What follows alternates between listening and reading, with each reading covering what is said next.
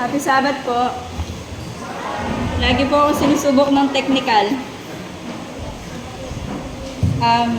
Happy Sabbath. Ako po ulit ito. Ready na po ulit kayo makinig sa akin. Last time po, sabi po ni Sister Karina, para daw po akong teacher na masungit. Sabi ko, lahat ng attention po ay nasa akin. Sorry na po. And thank you Lord, binigyan po ulit ako ng second chance na makapag-share pa rin po ng salita po niya. And ito po is, binahagi po sa akin ni Sister Jean, i-share ko daw po dito. Ayan, make no excuses. Huwag gumawa ng mga dahilan. Yan, puro dahilan. Sino po ba dito yung puro dahilan? Ako po, puro po ako dahilan, sa totoo lang. Pag ayaw ko po, syempre magdadahilan talaga ako. Ayan nga po, di ba? Mga tao, lagi na lang magaling magdahilan. Ito, favorite ko to. High school pa lang ako, favorite ko na to. Kung gusto, may paraan. Kung ayaw, maraming dahilan. Totoo naman, lagi ko po yung sinasabi sa mga kaibigan ko. Kung ayaw nyo ako makita, oo, naintindihan ko, madami kayong dahilan. Pero kung gusto nyo talaga, gagawan nyo ng paraan. Di ba po? Sa lahat ng bagay, lahat naman tayo, ganun din yung gagawin natin. Kapag gusto natin, kunwari, gusto natin magkabahay. On my part, bahay, okay. Lahat gagawin namin ng paraan. Nagsasacrifice kami, makuha lang yung gusto namin. Pero pag dinala na tayo sa bagay na ayaw natin, ay, ano ba yan? Meron akong pupuntahan. May lakad ako, ganito. Ay, nilalagnat ako, pero hindi naman talaga. Sa ating mga kabataan, ayaw natin yung mga, kunwari, ewan ko kung sa inyo lang to, may lakad kayo, tapos ayaw nyo na biglang pumunta. Yung may lakad kayo, nakaset na yon, tapos bigla kayong tinamad. May ganun ba kayo? Bigla kayong tinamad din sasabihin nyo, ay ayoko na pala, may lagnat pala ako, ganyan magdadahilan na kayo. Ayan. Meron dito mga kasabihan na medyo masakit. Pili na lang kayo kung saan kayo tatamaan. Ayan. Meron po dito, sabi dito, ang mga dahilan ay kasangkapan ng mga hindi handa o kulang sa kakayahan at ang mga taong sanay gumawa nito ay bihirang umunlad. Yan, kung puro ka dahilan, syempre hanggang doon ka na lang, stagnant ka na lang. Di ba po? Ayokong mag-aral ng piano. Di ba po? Sino ba? Mahirap, ganyan, masakit sa kamay, ganito. Yung iba nga, si Lola, ang liit-liit ng kamay, nagawa naman niya. Di ba po? Hindi pa po yan, ang galing nga ni Lola, hindi pa siya nag-lesson eh. Lang po daw siya, nag-self-study. Kaya umunlad siya. Ang taong magaling gumawa ng dahilan ay bihirang maging magaling sa iba pang bagay. Yan, hanggang doon lang siya. Kasi pinili niya na hindi na gumalaw. Puro kasi siya dahilan. I said, boss, ito lang yung workload ko, ito lang yung work ko. Hindi ko na work yan. Yung mga dahilan ng mga Gen Z. Sir, that's not mine to work. Mga sabi nila mahirap daw makapag-work sa mga Gen Z ngayon, di ba po? Kasi nga, pag dinagdagan niyo yung work nila, sabihin, dagdagan din yung sahod. Ang taong laging nagdadahilan, siya rin ang naglalantad ng sarili niyang pagkukulang. Ayan. So, pinapakita niya na hindi talaga siya magaling. Hanggang doon lang. Kung ano lang inaral niya, yun lang. Ayaw niya na matuto ng bago. Ayan. So, ang bida po natin ngayon, ang bida ko ngayon ay si Jeremiah. Ayan. Kilala nyo naman lahat si Jeremiah. Di ba po? Si Jeremiah ay isang weeping prophet. So, dami naman kasi talaga ng kanyang pinagdaanan. Sino ba namang hindi iiyak? Di ba po? So, sabi niya, ang dami niyang dahilan. Marami siyang dahilan para itugon yung pagiging prophet. Dati, akala ko yung prophet at priest, iisa lang. Hindi pala po, malaki pala yung pagkakaiba ng dalawa. Means, yung sabi dito, yung excuse niya ay often our excuse for not heeding. Katulad din ng excuse natin. Yung excuse niya, katulad din ng excuse natin para hindi sundin yung sinasabi ng Panginoon kahit sa simpleng dahilan, sa simpleng paraan. At meron dito, 5 excuse niya and 5 promise na binigay ng Panginoon. Yes.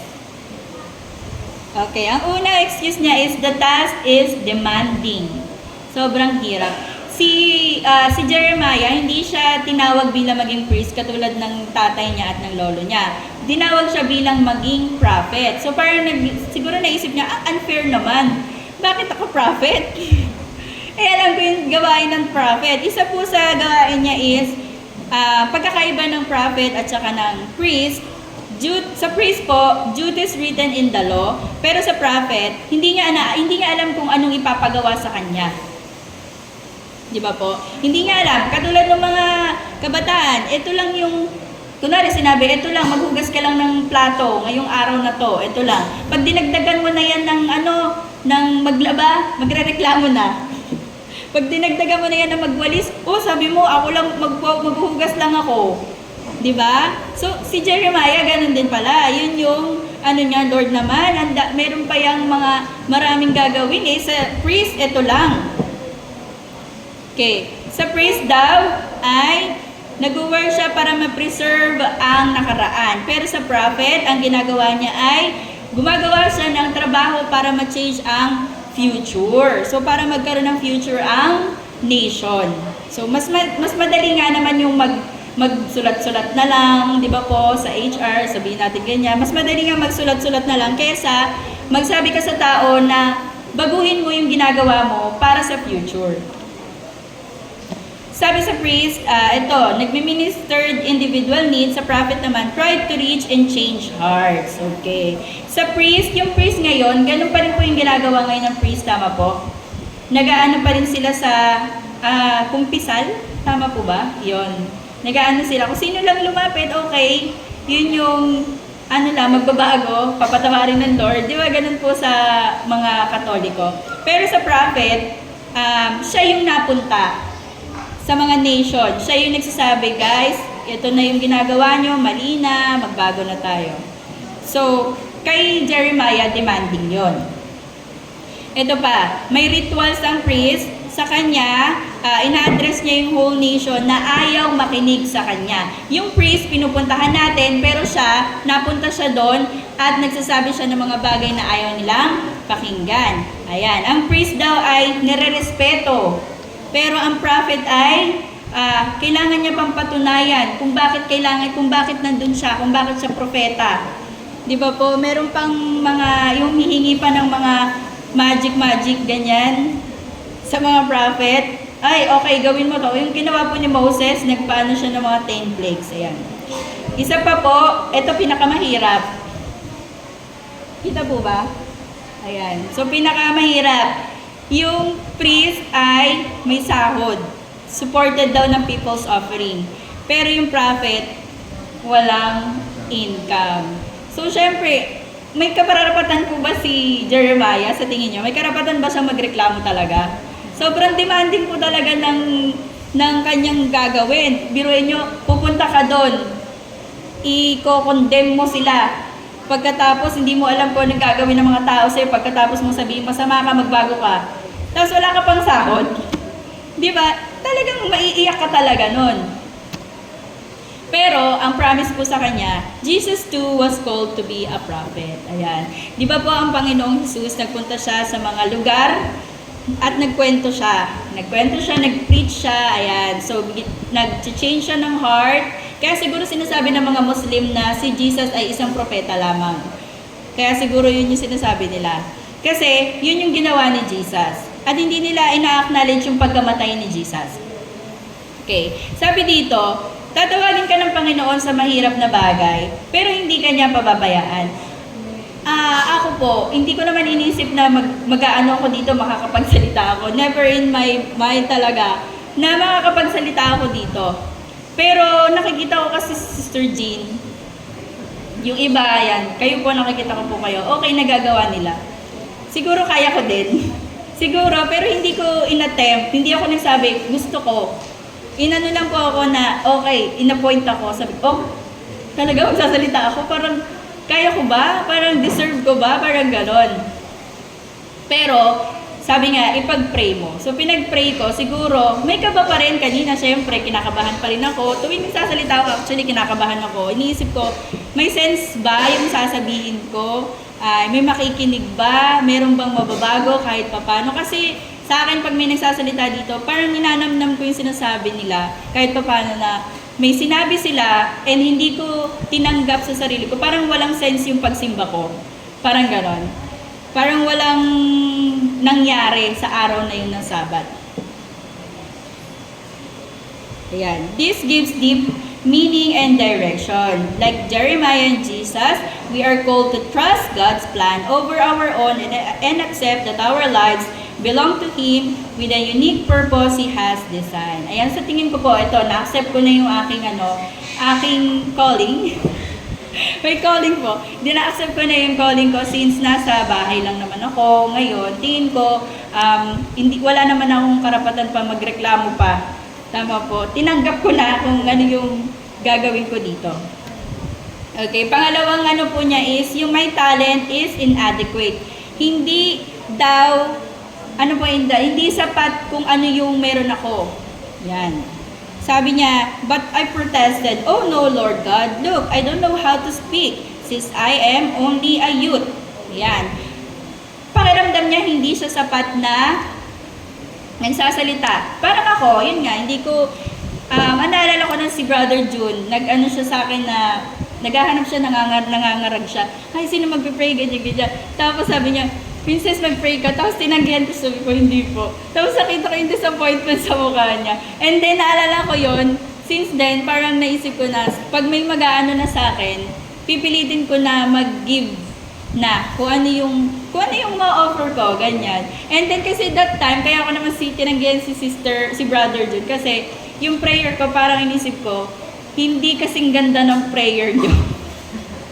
Alam niyo ba yung mga mababulak na tulad ni Sister Belen, sila Sister Luming, yung mga prayer nyo po, parang yung akin pang friendly talk lang, parang ganon. Wala akong, si Teo, wala akong mga deep words na kayang iano. And then, yun nga, sabi, winner ko siya, tapos parang pinakinggan ko yung mga ginagawa niyo, ganyan. Sabi ko, okay, ganun pala, ganito. Para next time, hindi na ako magpapahiya.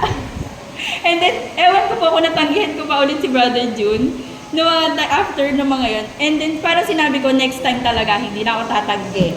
Yun yung naano ko sa sarili ko, kasi parang napahiya ako, na hindi ako talaga.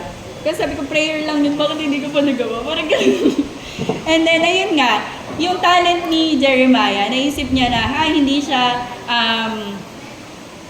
siya ganun kagaling mag-speak.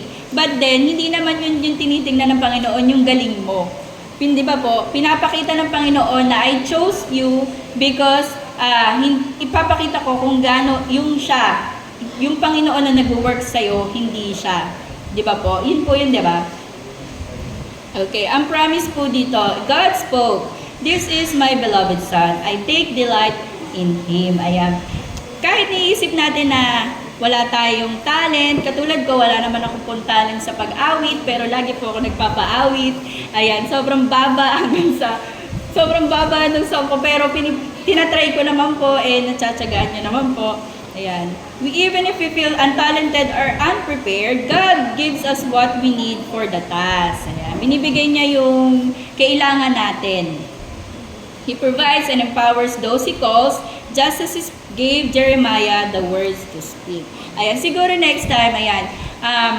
On my end, ito, parang tamang-tama talaga po ako dito. And then sana tayong lahat, nakikita ko naman kayo po, pag inaano naman po kayo, talaga naman ina-assign sa mga gawain. Hindi naman po kayo tumatanggilan ng Sister Karina, ayan, kasing baba ng boses ko.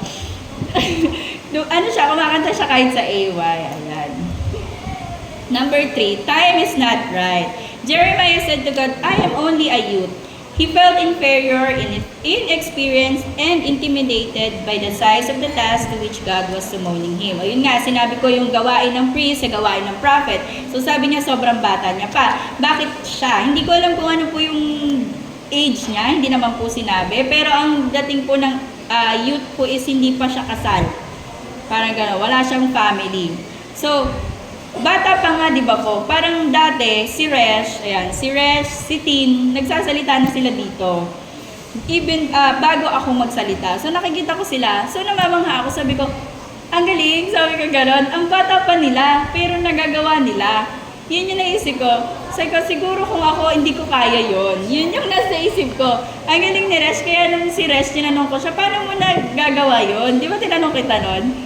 Tapos sabi mo, hindi ka nag-aaral. Kung ano na lang yung mabasa mo dito, yun na lang yung... Kasi maguguluhan ka, tama? Ayun. Sabi ko, okay, so ganun pala yun. Pero syempre, nag-aaral pa rin ako. Tapos na may mental block pa rin ako. Sabi ko, ang galing ni Tin, ang galing ni Resh, nagagawa nilang mag-speak doon sa harap. Parang ang taas ng tingin ko doon. Si Fiona din, kahit paano, yung pag-preside, ay pag-song chorister, sobrang litong-lito ako dyan. Nagtatanong pa ako kay Sister Billy, ano nga po yung sunod? Ano po yung ganyan? Sabi ko, ang galing nila, parang sila, nagagawa nila yung tatayo na agad, hindi na kailangan i-command, ganyan-ganyan. Sabi ko, sige, kailangan ko ding aralin to, ganyan-ganyan, pagkakasunod-sunod. Hanggang sa yun na dumating na yung point na hindi na ako nagtatanong, di ba po, na diretso na alam ko na yung pagkakasunod-sunod, ganyan. So parang kahit pa paano, na-proud naman ako sa sarili ko kasi nagkaroon ako ng progress. Ayan, di ba po? Nagkaroon ako ng progress, natuto ako nito, natuto ako ng ganyan. So yun nga, wala siya sa age. Kasi kung gusto talaga, ayan, sabihin ko yung mga bata dito, yan, yung iba naman willing, pero bata pa kasi sila, mas maganda yung na-engage talaga natin sila. Yan, sa mga susunod pagkataon, si Yen, sino pa? Si Maylie, yan, mga kabataan, si Maylie, si Yobi, si Gama. Yan, sa susunod, kayo naman dito, ano nyo sa sarili nyo, nakakayanin nyo kung ano man ginagawa namin dito. Basta, guided kayo ng Lord. Kasi wala yun sa edad. Ang Panginoon ang mag-guide sa inyo. Ang promise doon, Jesus felt that same presence. Ayan. Di ba marami siyang pinagdaanan, pero hindi siya iniwan ng Panginoon. May mga questions siya, pero nagtiwala siya. Katulad ng nangyayari nga sa atin, siguro ako din, nagtiwala din ako sa Panginoon, sabi nga Sister Jean, pag-pray na lang yan, pag-pray. Kasi wala namang iba makakatulong sa akin, kundi sarili ko eh. Diba? Kung hindi ko babaguhin yung sarili ko, hindi ako magkakaroon ng progress, ng improvement. Tama? So siguro sa mga kabataan, ganun din yon. Isipin nyo, nahihiya ako, ayan, laging sasabihin, ayoko, nahihiya ako, ganyan. So mga kabataan, tama talaga sa mga kabataan. Nahihiya ako, baka mali yung sabihin ko, ganyan. Sigurado dumaan din sa ganyan si Fiona at si Resh. Dumaan din ako sa ganyan. Pero, kung titignan natin ang titignan yung hiya, yun nga sabi, may stagnant tayo. Hanggang doon na lang tayo. Next time, mas maganda ko next time, yan, ikaw Maylie, si Yen, makikita na namin kayo. Kayo naman yung nagsasalita dito. Tama? Yan.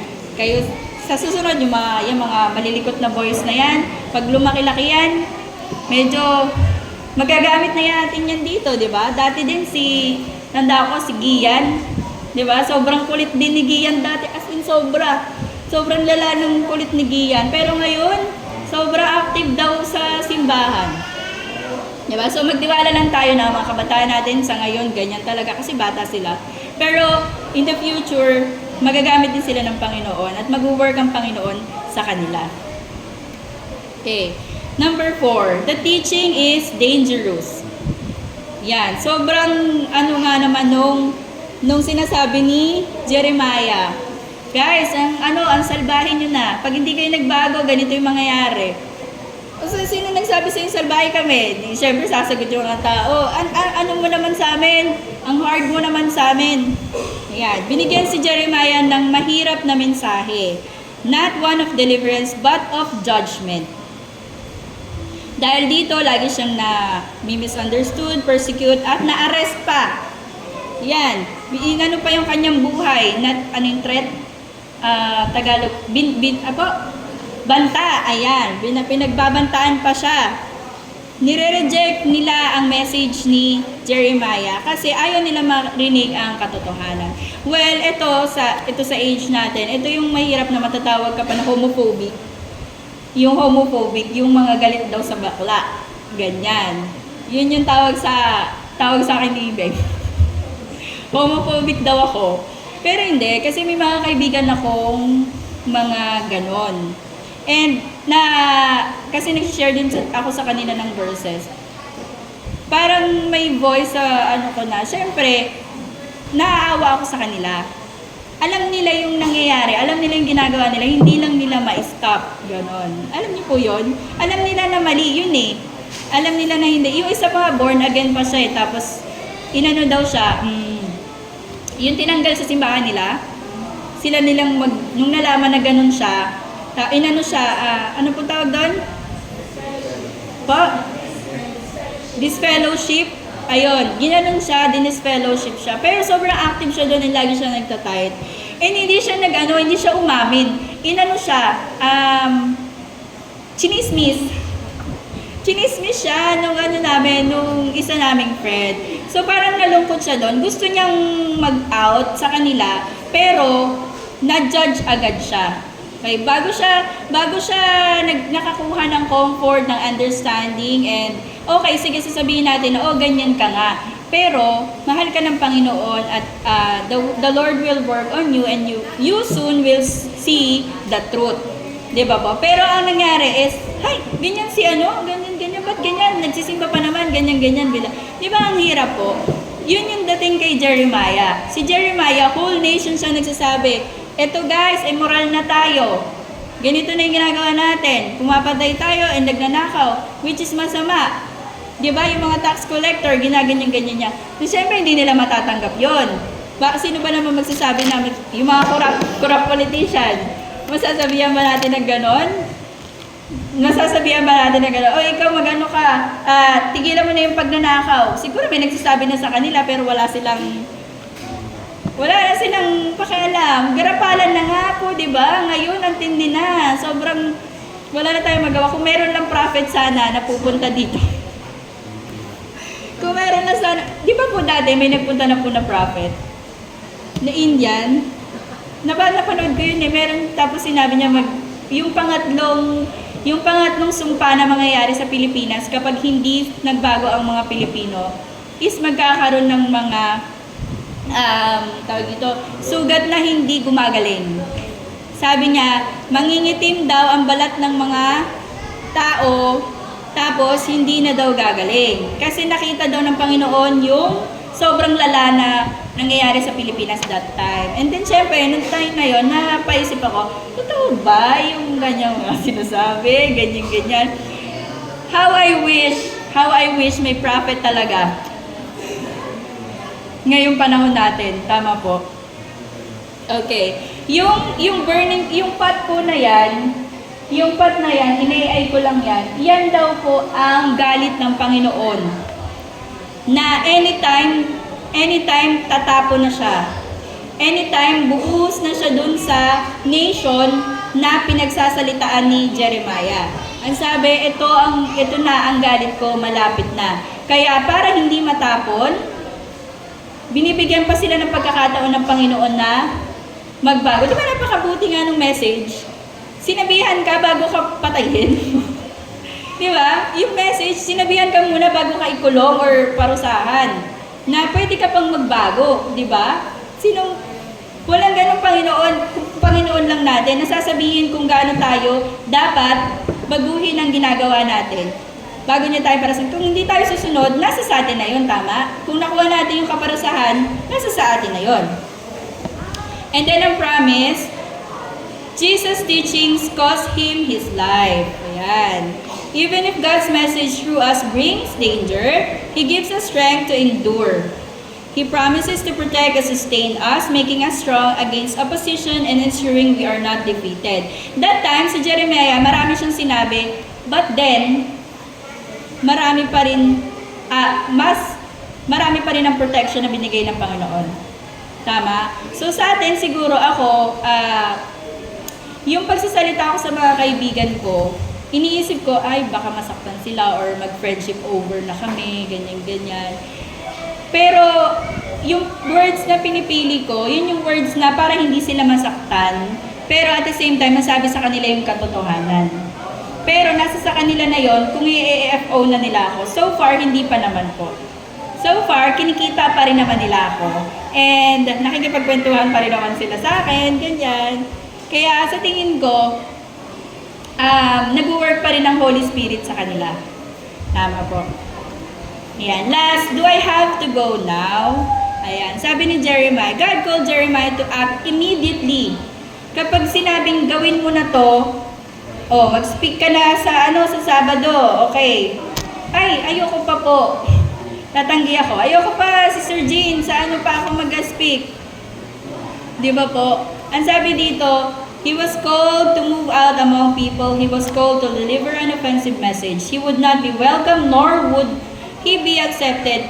He would anger his hearers. Pero, ang sabi dito, kapag hindi tayo sumunod, mas magagalit ang Panginoon.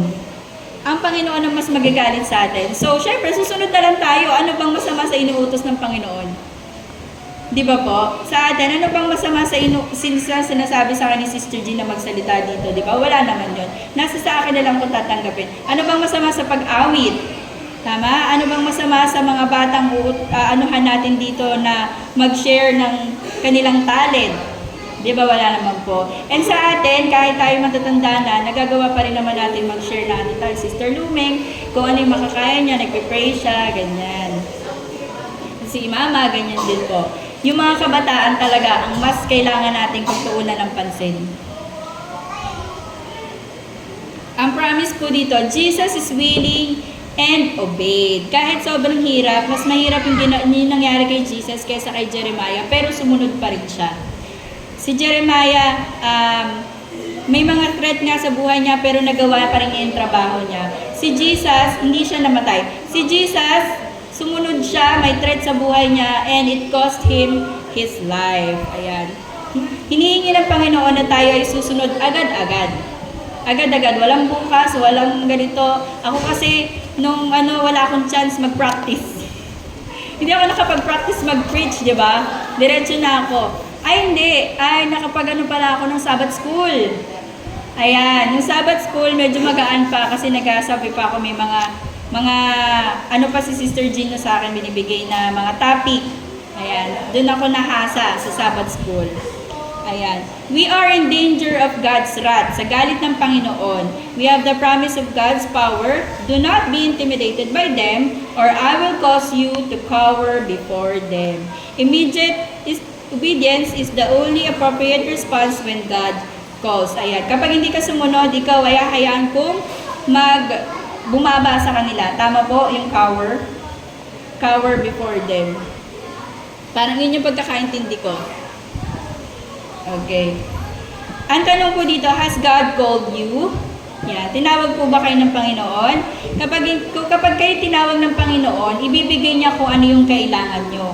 Kung ano yung deserve nyo, ayan. Yung mga ipoprotect niya kayo.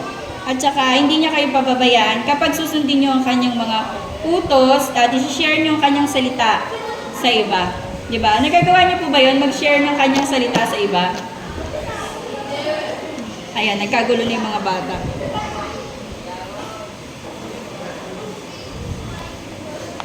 Ayan. So, nagagawa niyo po ba yun? Ma-share yung salita ng Panginoon sa iba? Tama? Ako kahit pa paano nagagawa ko. Hindi naman sa pagmamayabang, di ba po? Baka sabihin nyo ang yabang-yabang ko. Pero nagagawa ko siya parang lagi kong binabanggit yung pangalan ng Panginoon. Isa daw pala yun sa pag-praise sa Panginoon. Pag-praise sa Lord.